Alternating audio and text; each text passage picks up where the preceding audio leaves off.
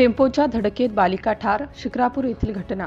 टेम्पोने दिलेल्या धडकेत 11 वर्षीय बालिका मृत्युमुखी पडल्याची घटना शिक्रापूर येथील पुणे नगर महामार्गावर घडली.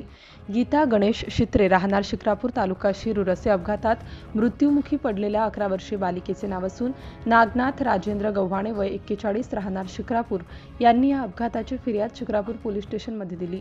याबाबत मिळालेल्या माहितीनुसार रविवारी दिनांक 24 मार्चला रात्री 11:30 वाजण्याच्या सुमारास नगर बाजूने MH16 AE 9517 या क्रमांकाचा भरधाव टेम्पो पुण्याच्या दिशेने जात असताना शिक्रापूर येथील पाबड चौकात दुभाजकावर हा भरधाव टेम्पो आदळला.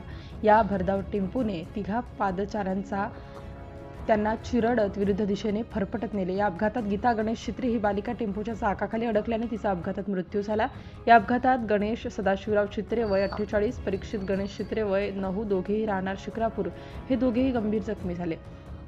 सहाय्यक पोलीस निरीक्षक केशव वाबडे, पोलीस हवालदार शंकर साळुंके, अविनाश पठारे, विकास मोरे, नारायण सानप यांनी घटनास्थळी तातडीने धाव घेत कैलास हिरामण अवसरमोल वय 45 वर्ष राहणार यश इन चौक कारेगाव तालुका शिरूर या टेम्पो चालकाला ताब्यात घेऊन टेम्पो चालकावर गुन्हा दाखल केला आहे.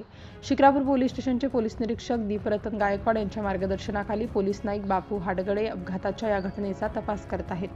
सिटी इंडिया न्यूजसाठी प्रतिनिधी विजय ढमढेरे.